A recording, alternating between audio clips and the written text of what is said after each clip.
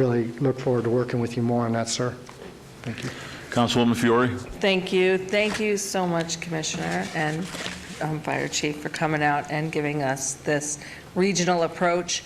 This was the thing that I was upset about, that we were doing something, off the cusp when the Clark County and Henderson and North Las Vegas and Boulder didn't have these ambassadors. I personally still am not in agreement with the ambassador program.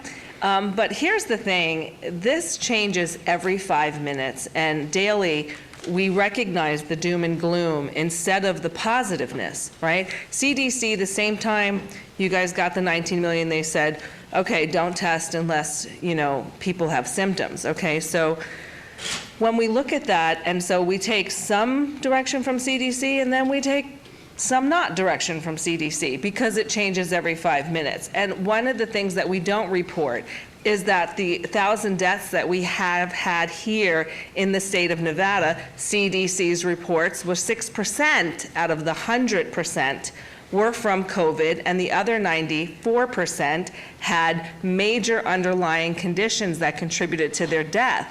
So what we're telling people is, look, 1,000 people died from COVID, which that's not what the CDC is saying now. The CDC is saying because of their underlying conditions, they died.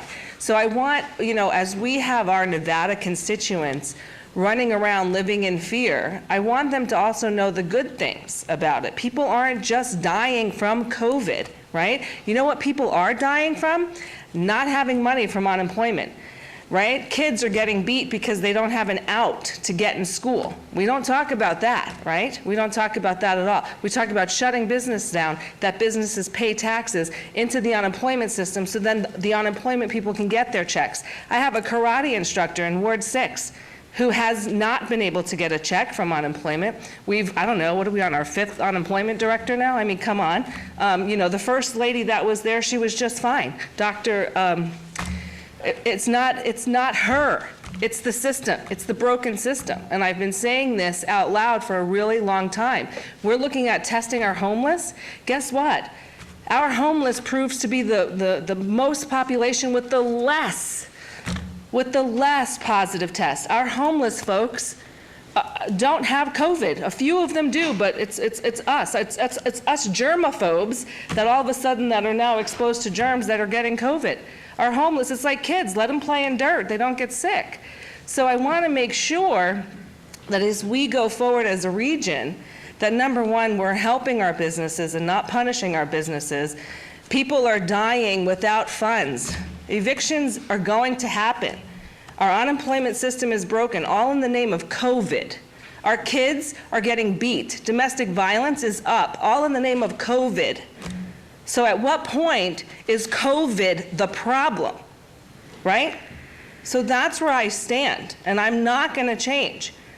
Unless we can start getting money to the folks that have been on unemployment since March, and now we're in September, they have no place to go.